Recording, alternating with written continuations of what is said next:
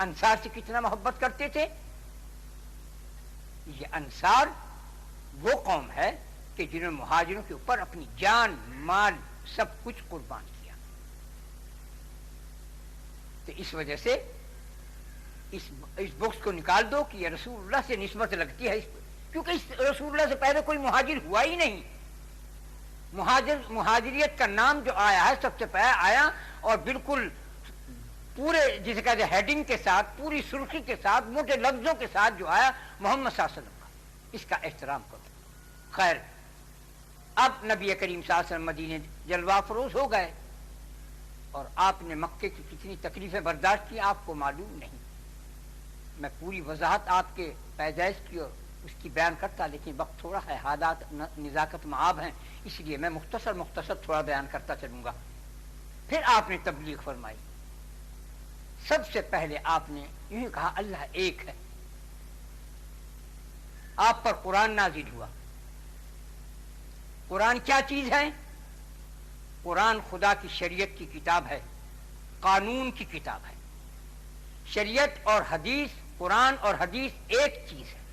قرآن پاک میں فرماتا ہے خداوند نماز پڑھو، روزہ رکھو، حج کرو، زکات دو. کیسے؟ وہ وضاحت فرمائی رسول اللہ صلی اللہ علیہ وسلم نے.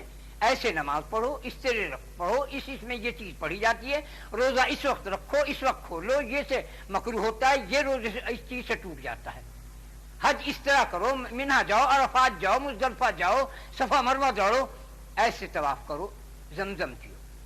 زکات اتنا دو کہ 1000 پہ 25، 100 پہ 2.5، اسی طرح بتایا. قرآن میں تو زکات دو، نماز پڑھو، حج کرو. وضاحت کی کس نے؟ حدیث نے. تو حدیث اور قرآن ایک چیز ہے. اب حدیث قرآن جو ہے وہ خدا کے قانون کی کتاب ہے.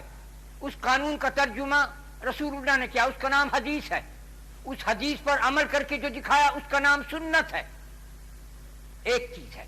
چاہے سنت پر عمل کرو تب قانون شریعت پر ہو، چاہے تم حدیث پر عمل کرو جب شریعت قانون اور سنت ہے. شریعت پر قرآن پر عمل کرو جب سنت بھی ہے اور حدیث بھی ہے. ایک چیز ہے تینوں. عمل کرنے کا نام سنت رکھا، وضاحت کا نام حدیث. اصل کتاب قانون ہر نبی پر اتری ہے. توریت، انجیل و زبور اور گیتا. سب سے پہلی کتاب گیتا کتاب جو سنسکرت کے نام پر اتری وہ نوح علیہ السلام پر اتری ہے. سب سے پہلی کتاب ہے. اس کے بعد توریت، انجیل، زبور، قرآن سب کا آخر ہے. سب سے پہلے گیتا، اس کے بعد آخر میں قرآن. اور صحیفہ جات کی کوئی انتہا نہیں. کہنے کا مقصد کیا ہے؟ دین کیا ہے، اسلام کیا ہے، تم یہ بھی نہیں جانتے. دین کہتے ہیں محبت کرنا. تو کون سے دین پر ہے؟ تو کون سے طریقے پر محبت کرتا ہے؟ کسی کے مذہب کو برا مت کہو، چاہے ہندو ہو، مسلمان ہو، سکھ ہو، عیسائی ہو، یہودی ہو، نصرانی ہو، سب کے مذہب برحق سچے ہیں. لیکن سب کے آخر میں اسلام آیا اور اس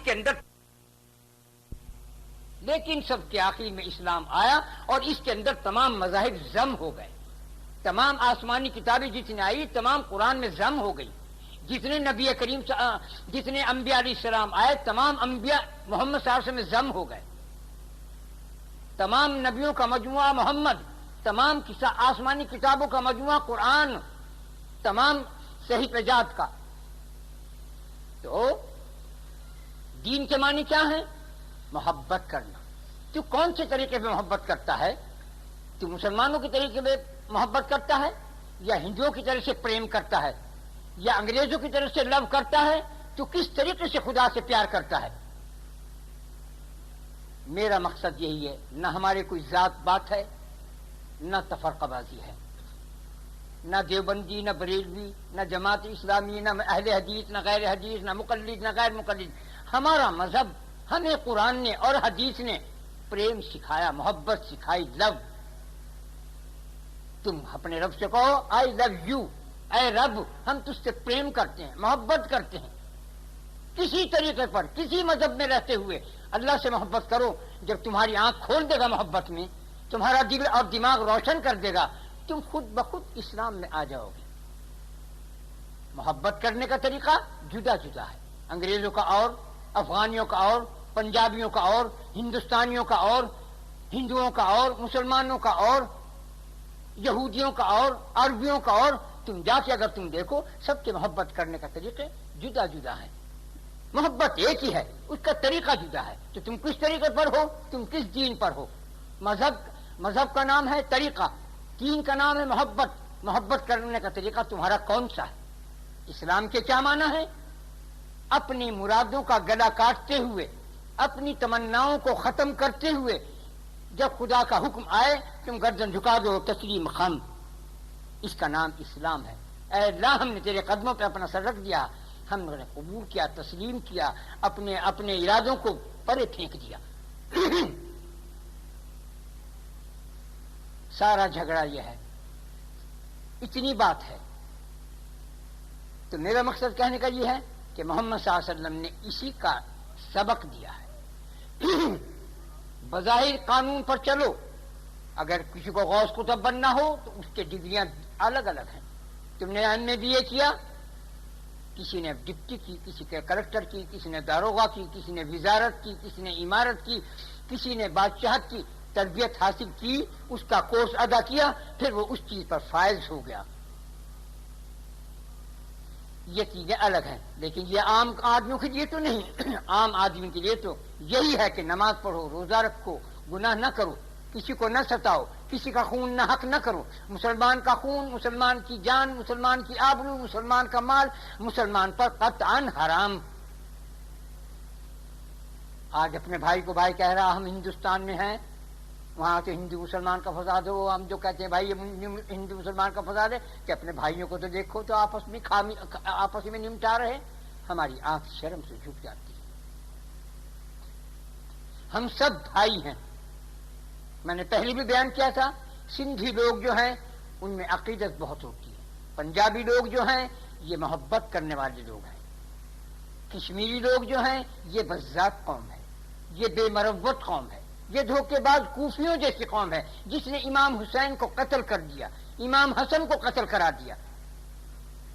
آج جن کا خون ہو رہا ہے، اگر تمہارے دل کی آنکھ کھلی ہوئی ہو تو تھوڑا میرے رب کی طرف دیکھ لو کہ کتنا غصے میں ہے تمہارے کشمیر سے، تمہارے افغان سے، تمہارے پاکستان سے، تمہارے بوسینیا سے، تمہارے صومالیہ سے، تمہارے فلسطین سے، جہاں یہودی ہیں، جہاں 40 ابدال کا پہرا ہے اور قبضہ یہودیوں کا ہے.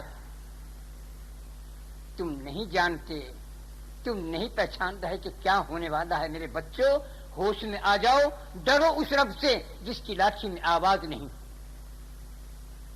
خدا سے محبت کرو یا خدا سے ڈرو، یا خدا پر مرو یا خدا سے ڈرو. ان دو کے بغیر ہمارا گزر نہیں ہے. نبی کریم صلی اللہ علیہ وسلم نے یہی سبق دیا اپنی اولاد کو، اپنی ازواج کو، اپنے اصحاب کو، آنے والی امت کو.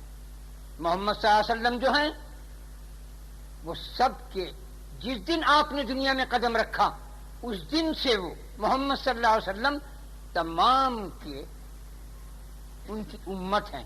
اگرچہ یہودی ہو، اگرچہ نصرانی، ہندو، مسلمان، سکھ، عیسائی ہو، کوئی کسے باشد، مانو یا نہ مانو، ہے محمد صلی اللہ علیہ وسلم کی امت میں. اس کا جواب کیا ہے؟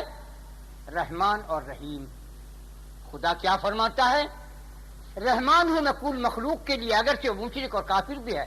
رحیم ہوں میں ان کے اوپر جو میری تابع داری کرتے ہیں. خدا نے کیسے ختم کر دیا اور رسول اللہ کے پیدا ہونے نے سب بات کو بھسم کر دیا. سب ان کی امت میں ہے. جب پیدا ہوئے آپ، جب سجدہ کیا آپ نے تو حضرت کے پاس جو بی بی تھی، ایک آپ کی چچی تھی یا پھوپھی تھی، انہوں نے سنا کہ آپ پڑھ رہے تھے آہستہ ارحم امتی ارحم امتی، اے اللہ میری امت پر رحم کر. اللہ نے فرمایا یہ وہ میرا حبیب ہے جو پیدا ہوتی اپنی امت کی دعا کر رہا ہے، بھلے مر کے اپنی امت کو کیسے بھول سکتا ہے. حالانکہ جب آپ کا انتقال وصال ہوا بظاہر اور آپ کو لحد کے اندر رکھا تو آپ کے لبوں میں حرکت تھی، ہونٹوں میں حرکت تھی. تو ابو بکر صدیق نے کان لگایا تو آواز آئی کہ ارحم امتی ارحم امتی یا کریم الشفقت، اے اللہ میری امت پر رحم کر، یہ بہت کمزور ہیں، ان پر رحم فرما. پیدا ہوئے تو ارحم امتی، دنیا سے بظاہر پردہ کر رہا ہے تب ارحم امتی. اور شفاعت کا میدان تو آپ کے سامنے ہے. کوئی شفاعت نہیں کرے گا، کوئی نبی آدم سے لگا کے عیسیٰ تک کوئی نہیں کرے گا مگر حبیب خدا، مگر محمد صلی اللہ علیہ وسلم، جناب رسول اللہ صلی اللہ علیہ وسلم. یہ شفاعت کا مقام ان کو عطا کیا گیا ہے.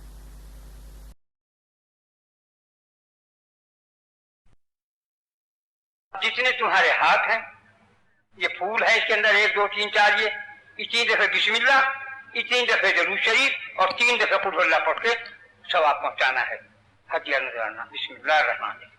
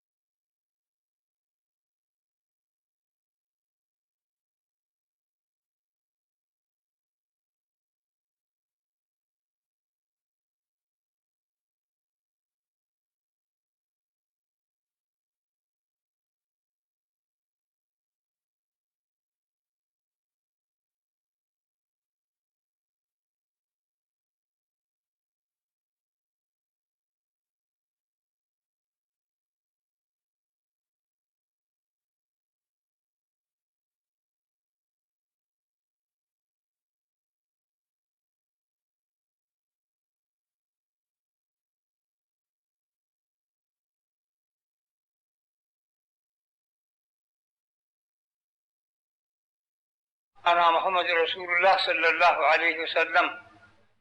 اے اسلام سب نے جو کچھ پڑھا ہے پڑھنے کا ثواب ہدیہ نذرانہ جناب رسول اللہ صلی اللہ علیہ وسلم کے روح مبارک کو پہنچ جائے، ان کے صدقے سے فیض سے ہمارے صغیرہ کبیرہ جان بوجھ بھول چوک گناہوں کو معاف فرما دے۔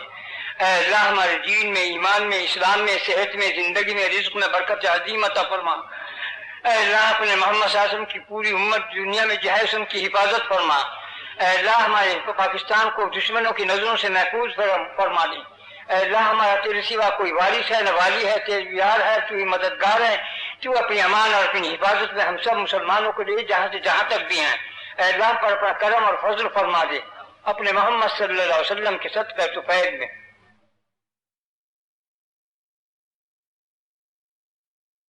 برحمتک یا ارحم الراحمین۔